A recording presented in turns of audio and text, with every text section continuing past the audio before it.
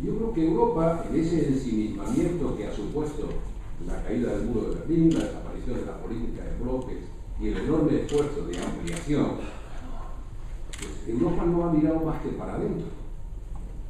No ha estado en condiciones de contemplar que el mundo cambió. Algo dice con toda claridad Diego, bueno, el oeste cede ante el este, sí. El mundo occidental se ha gastado lo que va a tener que pagar en los próximos 30 años. Y los países que llamamos emergentes, pero que ya emergieron hace un rato, han ahorrado lo que nos van a poder comprar en el mundo y lo que van a poder crecer en los próximos 30 años. Entonces tenemos que aceptar que llevamos un rato distraídos. El problema de la unión monetaria sin unión económica, es decir, sin coordinación económica, no es un problema que surge por la crisis, sino que pone de manifiesto explosivamente la crisis financiera. ¿Cómo se evalúa la presidencia española? Pues ya veremos. Porque es la primera vez que una presidencia de turno no es la presidencia de la Unión, porque ya hay un presidente de la Unión de carácter permanente. Guste o no guste, ya veremos. ¿Y los pasos que se han dado en el último consejo son importantes? Sí. Hubiera sido importante que se han dado antes, son muy importantes. Van a configurar de verdad una gobernanza económica complementaria de una gobernanza monetaria, de un gobierno monetario. Puede que sí. El cambio de estado de ánimo que en Europa es de que esta es la peor crisis de la historia, lo cual es verdad, y tenemos una maleza, un desasosiego ante si podemos o no salir, que es exactamente lo contrario del estado de ánimo en Asia, en China, en la India o en Brasil. ¿Cómo esta crisis? Pues esta crisis marca el punto de ellos de inflexión para demostrar al mundo que todo lo que pasó es peor de lo que tenemos hoy y de lo que viene por delante. Que tener política como algo. Y este diálogo con los mercados me inquieta. Porque si el poder político significa algo, ahora que ya no es directamente gestor de la generación de riqueza, ya no es el gestor empresarial del Producto Bruto, facilita el desarrollo y la creación del Producto Bruto. Si es algo, es el generador de las reglas de juego para todos en defensa de los intereses generales, incluido naturalmente el generador de las reglas de juego para el mercado financiero. No digo que no haya dificultades, pero eso es el poder político. Yo cuando empezó la crisis, tuve una parte de compensación en mi alegría de ver que se volvía a llamar a la política, a la que se ha estado arrinconando desde el año 90. Por tanto, yo estaba en la sala de más. Porque lo mejor que puede hacer la política después de la caída del muro de Berlín es no estorbar. Apártense, los mercados con su mano invisible se autorregulan.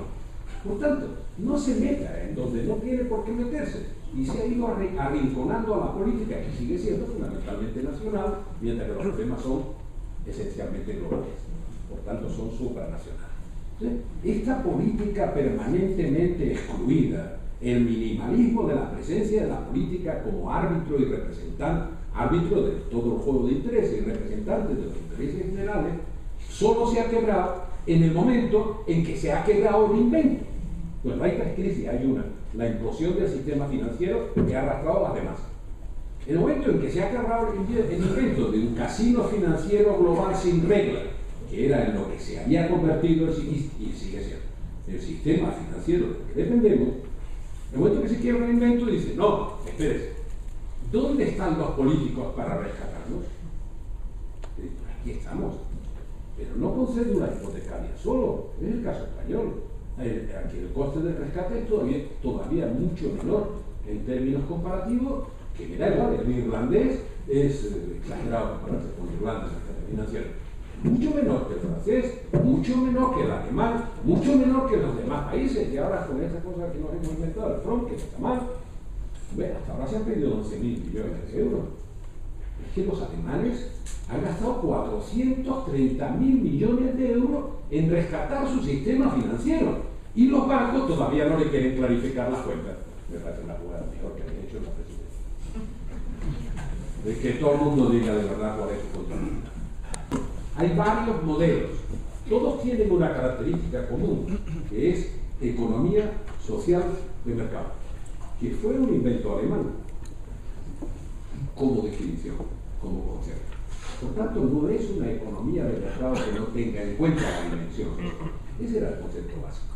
Y que fue tan exitosa después de la Segunda Guerra Mundial, a través del diálogo y del pacto entre todos los interlocutores sociales, en los distintos modelos, fue tan exitosa que cuando se cae el muro de Berlín y irrumpe la revolución tecnológica y empieza este fenómeno de la globalización, no queremos cambiarlo, aunque cambie el mundo, y nos estamos muriendo de éxito. Por eso digo que el futuro está por detrás, que lo que tenemos que tener es un modelo exitoso para el siglo XXI, no para el siglo XX que ya pasó, no para la economía industrial que fue muy exitosa en la Europa de la posguerra, sino para la economía del conocimiento y respondiendo a la revolución tecnológica y a los requerimientos del siglo XX. Y por tanto, si queremos preservar ese modelo, hay que añadir un condicionante: la sostenibilidad desde el punto de vista medioambiental, y hay que tener en cuenta otro factor ineludible, que competimos en una economía abierta que ha recibido un fortísimo impacto de lo que llamamos revolución tecnológica, revolución de la información, que acelera la revolución de la biotecnología, la nanotecnología, que acelera los factores de competitividad y que incorpora la economía mundial, por fortuna, lo repetiré, por fortuna, a la mitad del mundo que representan los chinos, los hindúes, una buena parte de los latinoamericanos, por fortuna. Y por tanto la valoración de que la crisis lo que es un parteaguas de la historia en la que ya se están señalando dónde quedan los perdedores y dónde los ganadores a nivel mundial, en la economía global. Y nosotros tenemos que reaccionar en serio para no estar entre los perdedores. No queremos que haya perdedores, pero empezando por nosotros, ¿por qué nos está golpeando más la crisis que incluso al autor de ella, que no fue el buen Dios?